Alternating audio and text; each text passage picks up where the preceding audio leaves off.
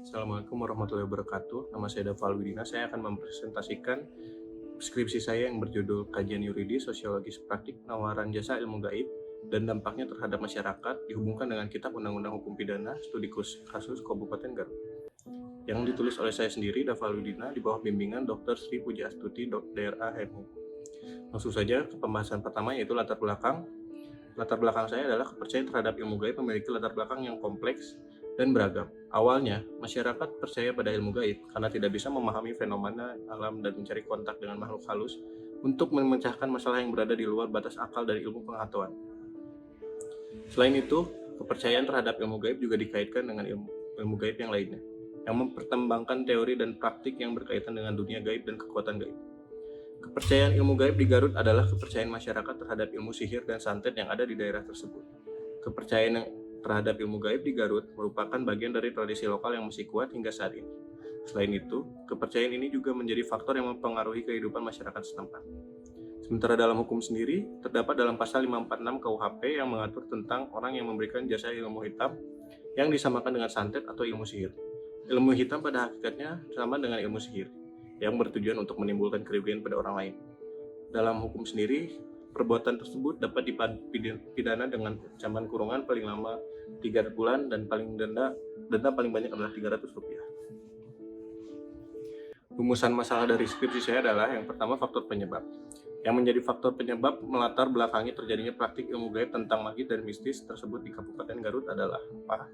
Lalu yang kedua adalah implementasi hukum dalam masyarakat, yaitu tentang bagaimana pengimplementasian pasal 546 KUHP terhadap ilmu gaib tentang magis dan mistis dalam masyarakat Kabupaten Garut. Kerangka pemikiran saya adalah yang pertama adalah praktik ilmu gaib, yang kedua adalah pandangan Islam terhadap praktik ilmu gaib, yang ketiga adalah fungsi hukum dalam praktik ilmu gaib. Metode penelitian yang saya gunakan, yang pertama ada metode pendekatan. Metode pendekatan yang saya gunakan adalah pendekatan secara yuridis sosiologi. Yang kedua adalah spesifikasi penelitian yang ditetapkan berupa deskriptif analis.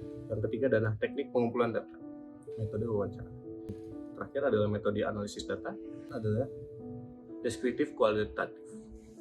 Lalu ada tinjauan teori. Yang pertama adalah teori kriminalisasi. Kriminalisasi merujuk pada proses di mana suatu perilaku yang sebelumnya tidak dianggap sebagai tindak pidana, kemudian digolongkan sebagai tindak pidana dan diancam dengan sanksi pidana oleh masyarakat. Yang kedua adalah hukum pidana. Hukum pidana sendiri yang mengatur tindakan yang dilarang atau tidak boleh dilakukan demi kepentingan umum. Jika tindakan yang dilarang itu dilakukan, pelakunya dapat dikenakan sanksi berupa pidana dan denda. Yang ketiga adalah ilmu gaib. Ilmu gaib sendiri adalah jenis pengetahuan yang tidak bisa diraih oleh manusia secara biasa dan hanya diperuntukkan bagi Allah Subhanahu wa taala. Namun, Allah Subhanahu wa taala menganugerahkan ilmu gaib itu kepada sebagian manusia saja. Lalu ada pembahasan. Pembahasan yang pertama adalah faktor penyebab yang melatar belakangi terjadi praktik ilmu gaib bersifat magis dan mistis di Kabupaten Garut.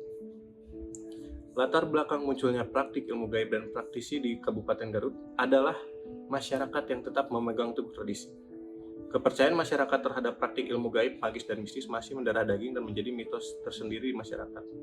Perspektif komunal terhadap praktik ilmu gaib, magis, dan mistis membuat santet tampak mendarah daging di masyarakat Indonesia. Masyarakat yang berada di kawasan Kabupaten Garut mengungkapkan bahwa banyaknya masyarakat luar yang melakukan praktik pengamalan ilmu gaib, magis, dan mistis dengan meminta kepada ahli praktisi. Kepercayaan berbentuk animisme maupun dinamisme tersebut sudah ada sejak dulu yang diturunkan secara turun-temurun.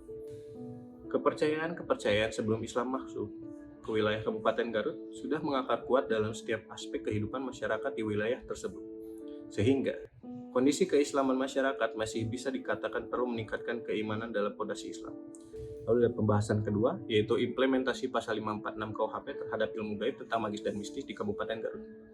Pada pasal 546 Kitab Undang-Undang Hukum Pidana yang berbunyi, barang siapa yang menjual, menawarkan, menyerahkan, membagikan, atau mempunyai persediaan untuk dijual atau dibagikannya jimat, penangkal, atau benda lain yang dikatakan olehnya mempunyai kesaktian, menjelaskan secara tersirat bahwa mengiklankan praktisi dengan tujuan tidak mendapatkan atau mendapatkan manfaat ekonomi itu dilarang. Dalam pasal tersebut, pada intinya dapat disimpulkan barang siapa yang melakukan transaksi berkaitan dengan ilmu gaib, maka dapat dikatakan perbuatan pidana. Dalam pasal tersebut pula, pada intinya disimpulkan barang siapa yang melakukan transaksi berkaitan dengan ilmu gaib dapat dikatakan perbuatan pidana. Sulitnya hukum diterapkan di Kabupaten Garut selain kurangnya pemahaman masyarakat terhadap hukum yang juga didukung dengan keterbatasan paham masyarakat dalam menggunakan fasilitas yang disediakan masyarakat. Yang terakhir, ada pembahasan tentang kesimpulan.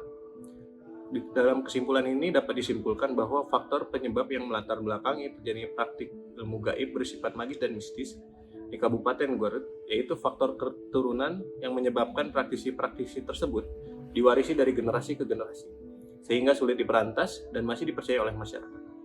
Lalu yang kedua, dapat disimpulkan juga bahwa dalam implementasi pasal 546 KUHP terhadap ilmu gaib, magis, dan mistis di Kabupaten Garut, sulitnya adalah disebabkan oleh kurangnya pemahaman masyarakat terhadap hukum dan keterbatasan dalam menggunakan fasilitas yang disediakan pemerintah.